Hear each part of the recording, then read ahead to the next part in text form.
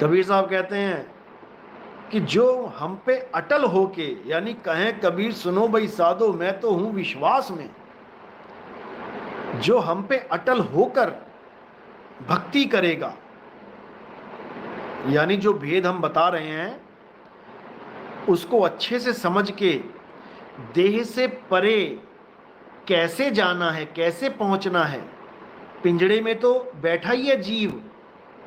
अब जो कोई ये बोले कि तेरा परमात्मा भी पिंजड़े में है, तो सीधे सीधे समझ जाना कि वो काल का दूत है, जो जेल में बैठे हुए कैदी को ये समझा दे कि तेरा परमात्मा भी जेल में है।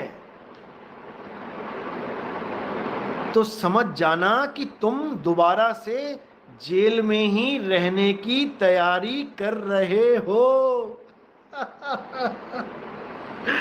इतना मुश्किल तो नहीं ना समझना, इतना मुश्किल तो समझना नहीं है। क्योंकि कई लोग कहते हैं नहीं नहीं गुरुजी परमात्मा शरीर के अंदर है, ऐसे भी हैं। तो मेरी बात तुम्हें समझ में तो आ रही है ना कि तोता पिंजड़े में फंस गया, मान लिया पिंजड़े में तोता है।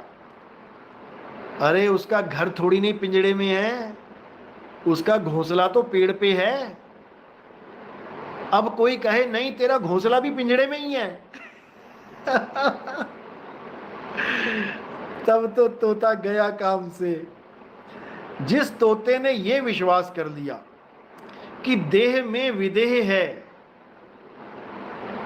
वो तोता तो गया काम से। अब वो हमारे पास रहे ना रहे उससे कोई मतलब नहीं है। उसने पिंजड़े में ही अपना घर मान लिया, अब वो पिंजड़े में ही रहेगा। बस इतना समझ लो। 84 लाख पिंजड़े बने हुए हैं।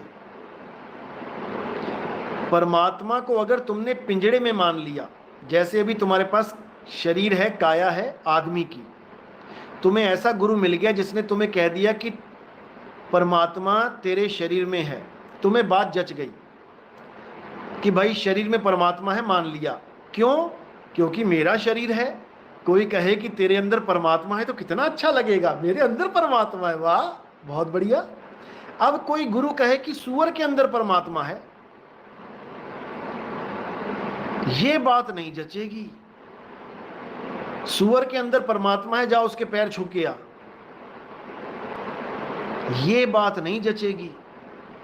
अरे भाई तो जैसा पिंजड़ा ये है वैसा ही पिंजड़ा वो है, 5 तत्व का पिंजड़ा ये है, 5 तत्व का पिंजड़ा वो है, चलता फिरा फिरता पिंजड़ा ये है, चलता फिरता पिंजड़ा वो है।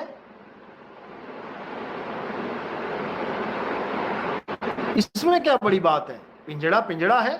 तुम्हारा पिंजड़ा कोई खास है क्या कि तुम्हारे पिंजड़े में से फूलों की खुशबू आ रही है? 4 दिन मत नहाना, लग जाएगा पता कैसी खुशबू आती है।